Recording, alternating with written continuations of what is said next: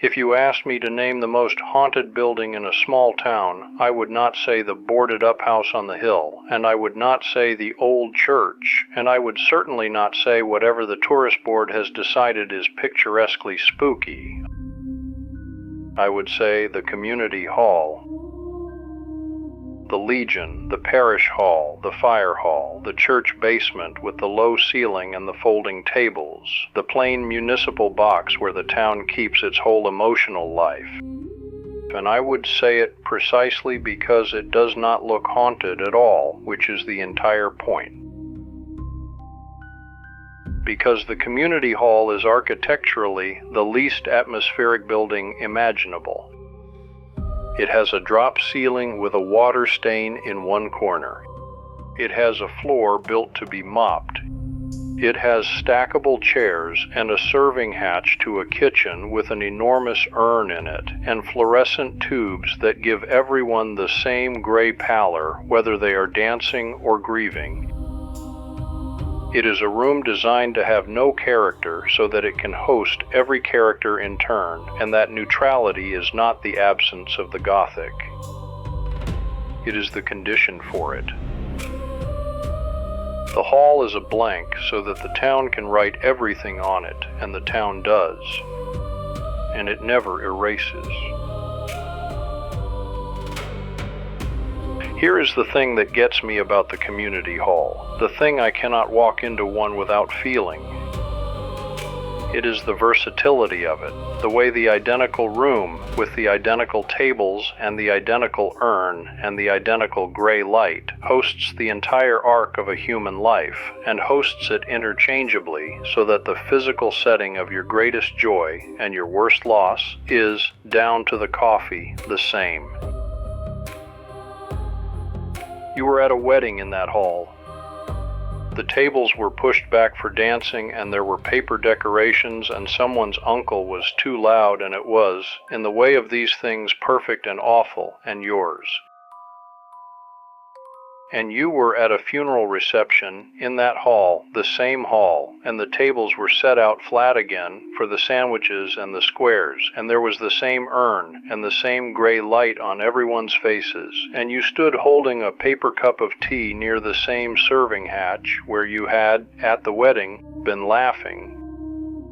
And the sameness was almost more than the grief, the discovery that the room does not distinguish, that it will lay out the folding tables for your wedding and your father's wake with exactly the same municipal patience, that the setting of your life's most opposite occasions is one indifferent, flexible box with a stain on the ceiling. That is the hall's whole Gothic power, and no old church can touch it. A church is consecrated. It announces its weight. You bring the right feelings to it. The hall is consecrated by nothing and holds everything, and so it accumulates invisibly a palimpsest of every extreme thing that has ever happened to everyone you know, all layered in the same unremarkable room, so that to stand in it on an ordinary Tuesday, when it is empty and smells of floor cleaner, is to stand in the middle of the entire compressed emotional history of a community, felt all at once, in a space that is doing absolutely nothing to help you feel it. The banality is the haunting. The drop ceiling has seen everything. And they are closing, which is the part that turns this from an observation into a small grief of its own. The community hall is a technology of a certain scale of place.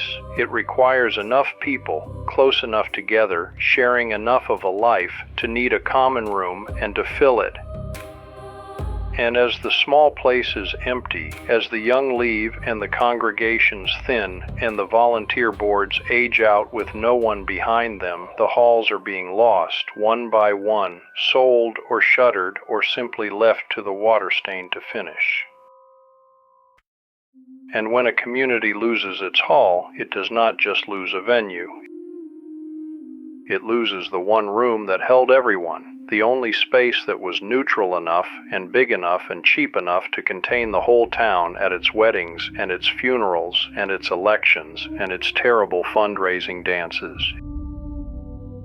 It loses the shared physical setting of its collective life, and after that the weddings happen somewhere rented and far away, and the funerals happen at the funeral home with its tasteful lighting, and the town stops having a single room where all of it, joy and grief and bingo, happens to the same people under the same gray light.